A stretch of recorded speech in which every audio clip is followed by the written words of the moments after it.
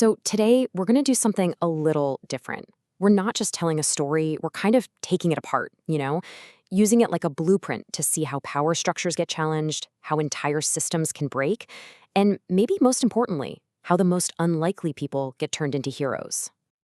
So let me ask you this. What if everything you believe to be true about order, about power, about the very fabric of your reality was built on a massive, terrible secret? That's the question right at the heart of this story. And man, it's a powerful one. All right, let's dive in. Let's paint a picture of this place. We start in a city where magic is supposed to be this neat, orderly, controlled thing, a gift, they say. But our story doesn't start in the fancy towers. Nah, it starts down in the gutter, with our main character at rock bottom. When we first meet Elara, she's not some grand hero on a quest. She's a survivor, and barely that. She's just used her own raw, wild magic in this huge, desperate burst, and it's left her completely empty. Physically, spiritually, just hollowed out. A gutter mage, just trying to get by. Okay, now you gotta understand. This thing, the Covenant of Supremacy, it's everything in this world. For 1,000 years, everyone's been taught that the ruling Arcane Council gets its power from this sacred contract. It's the source of all their stability, their progress, their entire civilization. But, and you knew there was a but coming, right? Here's the big twist. The Covenant isn't some benevolent gift. It's a prison. 1,000 years ago, the first mages didn't discover magic, they stole it. They created this pact to basically siphon off all the raw, wild magic from the world and funnel it into themselves. And those creepy shadow guys, the hushed men, they're not cops. They're a cleanup crew, designed to literally delete anyone who gets too close to the truth. And this quote from her friend Corrick just nails it, doesn't it? That's the horrifying reality they've just uncovered.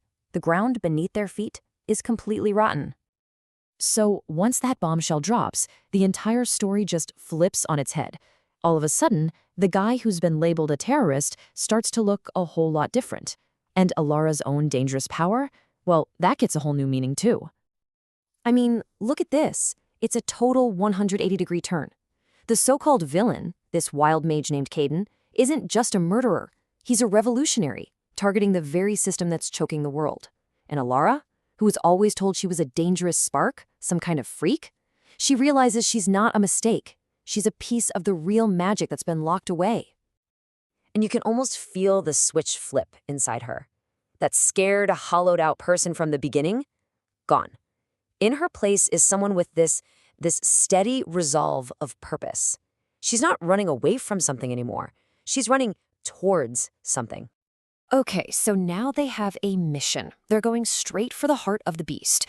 But what they don't know is that this system, well, it has a failsafe, and it is absolutely terrifying. And this is where it all goes down, the Aetherium. But get this, it's not some dark, scary fortress. No, it's this stunningly beautiful place, all crystal and light. It's the core of the Council's power. And the irony is just dripping off the walls. It's a gorgeous prison for the world's soul. And you better believe the old guard isn't going down without a fight. This council mage, Valerius, shows up and he is not happy. He's screaming about how they can't undo 1,000 years of order, but what he really means is 1,000 years of control.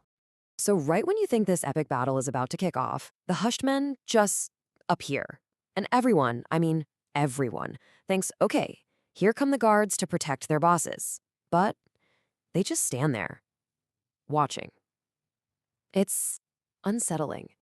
And then one of them speaks. And this single line, oh man, it just changes the game completely. The fight isn't about a rebellion anymore. It's about the literal end of the world. So get this, the hushed men, they were never bodyguards. They're a cleansing protocol, a cosmic reset button. Their one and only job is to nullify all assets. That's a fancy way of saying kill everyone and everything if the Covenant is ever in danger. They turn and attack the mages and Caden at the same time. They don't care who wins. They're just there to wipe the board clean. And Caden, the so-called villain, as he's literally being torn apart, he gets it. He realizes brute force isn't the answer. You can't just smash the cage from the outside. In his last moments, he yells this to Elara, sacrificing himself to give her this one crucial clue. And this is where Elara does something nobody expected. Not the bad guys, not even her allies. It's a move that's not about destroying the system, but about healing it. Her approach is, well, it's totally different. The Council stole the magic, Kaden tried to smash it free. What does Elara do? She walks right up to the massive crystal at the center of it all, places her hands on it, and just opens herself up. She doesn't try to take the power or control it. She lets it flow into her. She welcomes it home. And the effect is, it's not an explosion, it's not a scream, it's described as a symphony, a wave of light and sound that doesn't destroy anything. Instead, it just dissolves the cage, gently setting the magic free. The world doesn't end, it starts over. So, what happens next? What does a world look like when a system that's been in place for 1,000 years just evaporates? Well, everything changes. And just to really let that sink in, think about this number. 1,000 years. A whole millennium of stolen power, of control, of lies. Undone. Undone in a single moment, not of violence, but of acceptance. The soul of an entire world set free. So what does this new world feel like? Well, first, the hushed men just wink out of existence, their purpose gone. The all-powerful council mages, they're just regular people now, totally powerless. And the city itself, it's not quiet and orderly anymore. It's louder, it's messier, it's more alive. Magic isn't some rare commodity for the elite. It's everywhere, a potential inside of everyone. And this final thought from Elara herself just says it all, doesn't it? She started as a scavenger, just picking up scraps in the shadows. But now she's a gardener, helping to tend to a world that's finally been given a chance to truly grow. It's just an incredible transformation. And that's what I want to leave you with.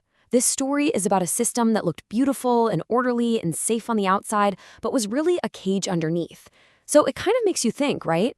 What systems in our own world seem good, seem stable, but might be caging something essential, something wild and true? What beautiful prisons are we living in right now?